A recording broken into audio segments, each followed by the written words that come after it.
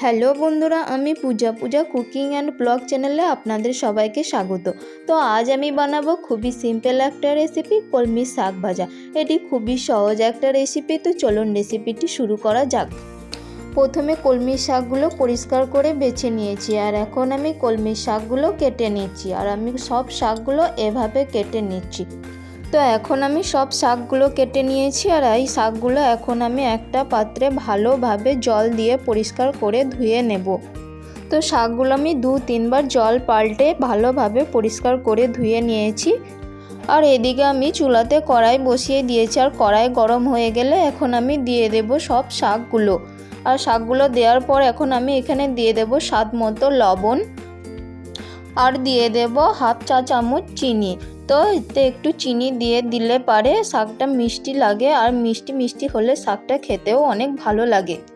তো এখন আমি ভালোভাবে নাড়তে থাকবো, আর 1 থেকে 2 মিনিটের মধ্যে হালকা হালকা জল বের হতে শুরু করলে ঢাকনা দিয়ে ঢেকে দেব। আর ঢাকনা দিয়ে ঢেকে 1 থেকে 2 মিনিট 80% মতো সিদ্ধ করে নেব। তো 2 মিনিট হয়ে গেছে, ঢাকনা খুলে শাকের মধ্যে থাকা জলটা পুরোটা শুকনো করে নেব, তাহলে শাকটা ঝরঝরেও হবে ও খেতেও অনেক ভালো লাগবে। এখন জলটা শুকনো হয়ে গেছে, শাকটা নামিয়ে নেব। আর এখন ফোড়ন দেওয়ার জন্য আমি কড়াই বসিয়ে দিয়েছি, আর দিয়ে দেব তেল। তো তেল গরম হয়ে গেলে দিয়ে দেবো একটা শুকনো লঙ্কা আর কিছুটা রসুন কুচি।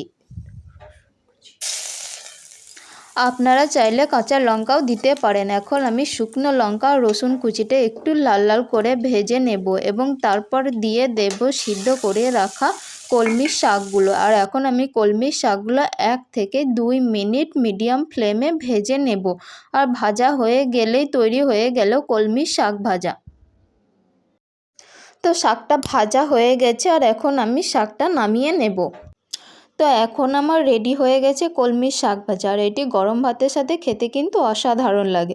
তো আমার রেসিপিটি কেমন লাগলো অবশ্যই কমেন্ট করে জানাবেন, আর সাবস্ক্রাইব করে পাশে থাকবেন আরও অনেক নতুন নতুন রেসিপি পেতে। ধন্যবাদ আমার পুরো রেসিপিটি দেখার জন্য। আবার দেখা হবে নতুন কোনো রেসিপিতে। বাই।